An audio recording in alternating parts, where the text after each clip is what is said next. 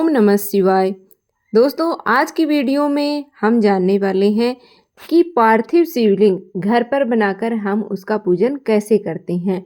देखिए, सावन के महीने में जो भक्त हैं वो रोज भगवान शिव का पूजन करते हैं, उनका अभिषेक करते हैं। तो किस तरह से हमें पूजन करना है, अगर आप सावन के पूरे महीने अगर पूजन कर रहे हैं या फिर सोमवार के दिन आपको पूजन करना है, तो पार्थिव शिवलिंग का पूजन अभिषेक हमें किस तरह से करना है, सरल विधि में आपके साथ शेयर करने वाली हूँ। तो आप वीडियो में लास्ट तक बने रहना। तो सबसे पहले तो मैंने एक साफ सुथरी थाली ले ली है, उसके अंदर एक बेलपत्री रख ली है, फिर पार्थिव शिवलिंग बना करके और इस तरह से मैंने पार्थिव शिवलिंग रख लिया। पार्थिव शिवलिंग कैसे बनाना है उसकी वीडियो भी चैनल पर ऑलरेडी है, तो आप देख सकते हैं। उसके बाद हम सबसे पहले जल से अभिषेक करेंगे। आप गंगा जल भी इसके अंदर मिश्रित कर सकते हैं या फिर शुद्ध जो जल होता है उससे हम पहले अभिषेक करेंगे। फिर कच्चे दूध से या फिर पंचामृत से भी आप भगवान शिव का अभिषेक कर सकते हैं।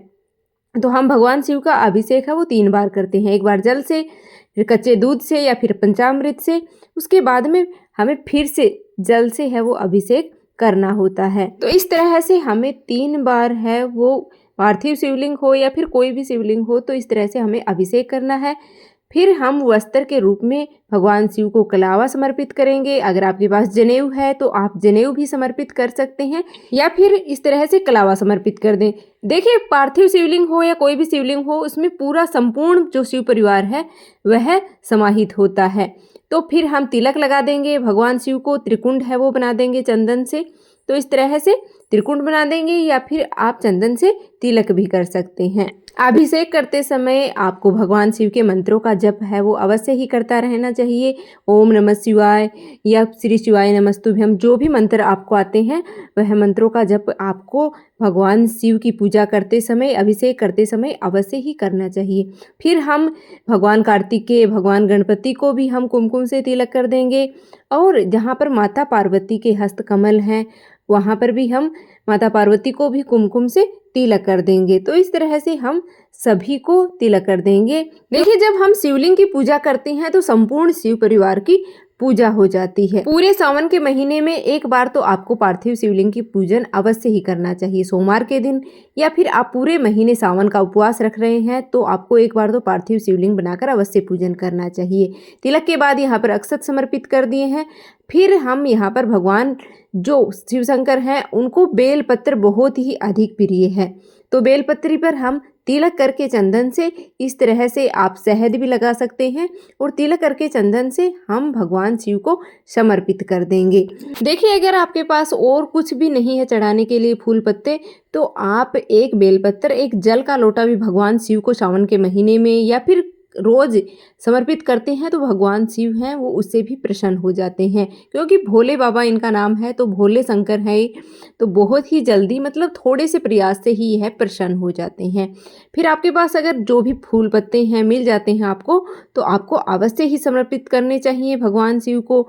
आप गेंदे के फूल हैं, ये जो फूल आपको मिल जाते हैं कोई भी, वह आपको अवश्य समर्पित करने चाहिए। उसके बाद में दीप मैंने यहाँ पर प्रज्वलित कर लिया है। देसी घी का दीपक हमें यहाँ पर जलाना होता है।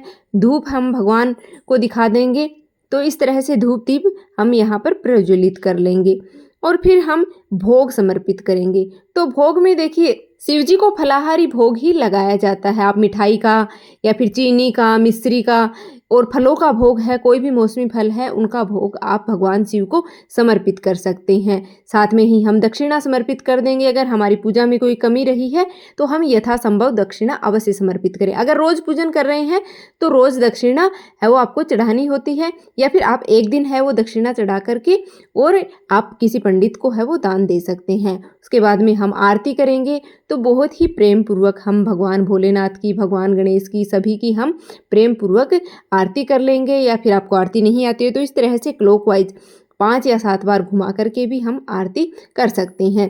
तो इस तरह से हमें पूरे महीने पूजन करना होता है और आरती करने के बाद हम हाथ जोड़ करके हमारी पूजा में रही कमियों के लिए क्षमा प्रार्थना कर लेंगे और हमारी जो भी मनोकामना है, जिस भी मनोकामना के लिए हमने पार्थिव शिवलिंग बनाया है, पूजन किया है, तो उस मनोकामना को पूर्ण करने के लिए भगवान शिव से प्रार्थना करेंगे।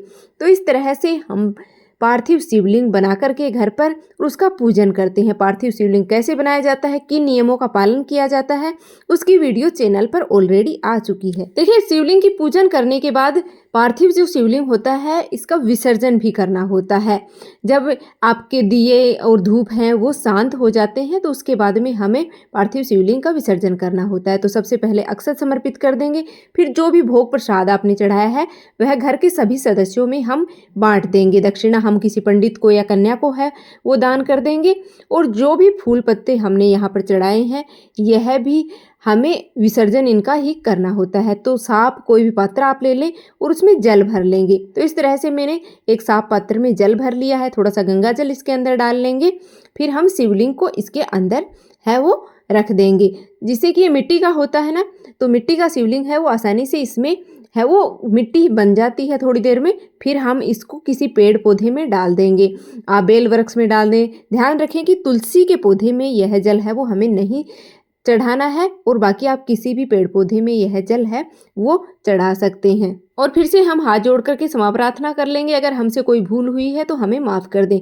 तो इस तरीके से फिर हमें इस जल को है वो बेलपत्री के वृक्ष में है वो सींच दिया है। आपके पास बेलपत्री नहीं है तो आप कोई भी जो पौधा होता है उसमें सींच सकते हैं। वीडियो पसंद आए तो लाइक और चैनल को सब्सक्राइब कर लेना। कमेंट बॉक्स में हर हर महादेव लिख देना।